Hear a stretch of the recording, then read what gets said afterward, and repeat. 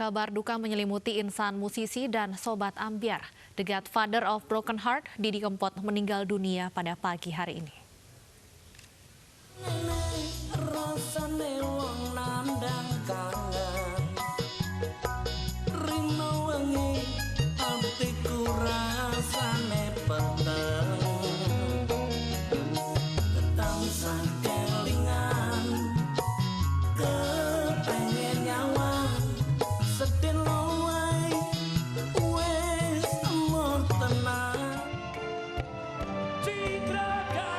The Godfather of Broken Heart membuat sobat ambyar patah hati.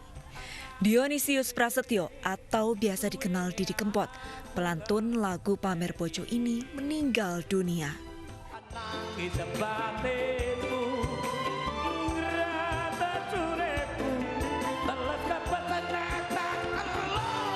Penyanyi campursari yang kembali hits di kalangan milenial ini mengembuskan nafas terakhirnya di Rumah Sakit Kasih Ibu Solo.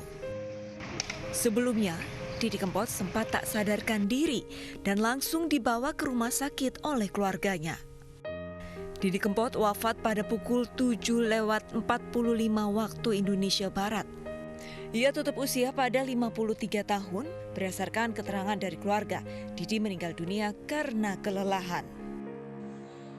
Sebelum dimakamkan, jenazah singgah di rumah duka. Rumah duka Didi Kempot berada di Jalan Mataram 6 nomor 5 Banjarsari, Solo. Rencananya Didi Kempot akan dimakamkan di Ngawi, Jawa Timur. Duka mendalam juga dirasakan kerabat dan para sahabat dari Didi Kempot. Dan kita akan berbincang langsung dengan Muhammad Nabil Harun atau lebih dikenal dengan Gus Nabil, sahabat dari mendiang Didi Kempot. Selamat sore Gus Nabil. Selamat sore, Assalamualaikum Mbak Stefani. Iya, waalaikumsalam Gus Nabil. Kapan atau dari mana pertama mendengar kabar meninggalnya Mas Didi Kempot? Jujur saja hari ini saya terkejut ya mendengar berita itu dari sahabat-sahabat yang sedang ada di Solo, karena tadi malam kami masih ngobrol-ngobrol by phone dengan teman-temannya Mas Didi Kempot. Saya nanyain, Mas Didi lagi apa? Ini lagi makan rujak dan lain sebagainya. Pagi tadi sekitar jam 8:30 saya mendengar kabar itu dan saya benar-benar terkejut. Jadi komunikasi terakhir dengan Mas Didi ini kemarin malam ya? Nah, kalau dengan Mas Didi sebelum puasa terakhir itu. Baik. Iya, Gus Nabil, informasi yang kami terima Mas Didi meninggal dunia karena penyakit jantung. Kalau sepengetahuan dari Gus Nabil sendiri, Mas Didi Kempot ini memang punya riwayat penyakit jantung sebelumnya? Ya, beliau selain penyakit jantung juga beliau punya asma ya. Punya asma dan saya yakin beliau ini meninggal karena kelelahan sehingga gagal jantung, berhenti napas, karena memang beliau ini orang yang tidak bisa berhenti ya. Di masa-masa pandemi seperti ini beliau juga tetap ingin berkarya dan produktif menghasilkan karya-karya terbaik untuk dinikmati masyarakat. Iya, Gus Nabil tentunya sudah lama juga ya mendampingi Mas Didi Kempot dari awal hingga juga di puncak karirnya. Apa sih mungkin sifat atau karakter dari Mas Didi Kempot yang tidak banyak diketahui orang-orang? Mas Didi Kempot orangnya bandel, Mbak. Orangnya bandel kalau kita minta untuk istirahat karena kita tahu beliau ini kecapean gitu kan. Mas Didi ini nggak mau. Jadi Mas Didi selalu ingin menyapa para penggemarnya, selalu ingin menyapa masyarakat banyak, ingin menghibur masyarakat banyak tanpa mempedulikan kesehatan pribadinya. Jadi itu satu hal yang mungkin tidak diketahui orang banyak.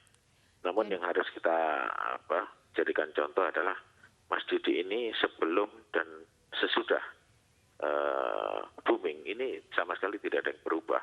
Beliau tetap pribadi yang rendah hati, yang humble, dan sangat peduli terhadap sesamanya.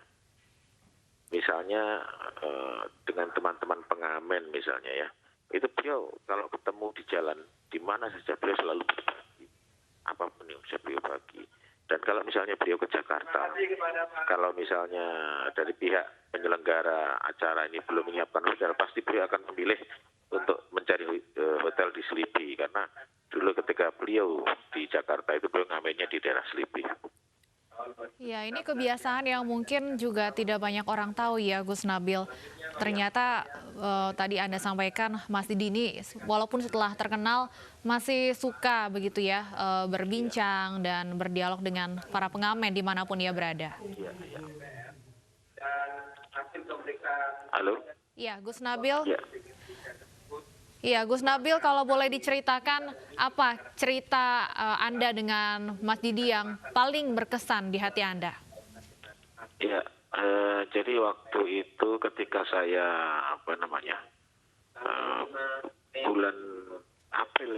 bulan April 2019, ketika itu saya sedang deklarasi terhadap pencalekan saya begitu.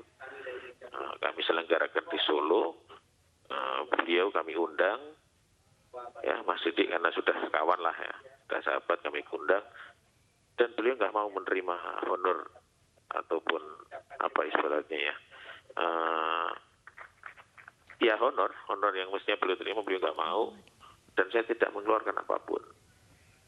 Itu buat saya cukup berkesan.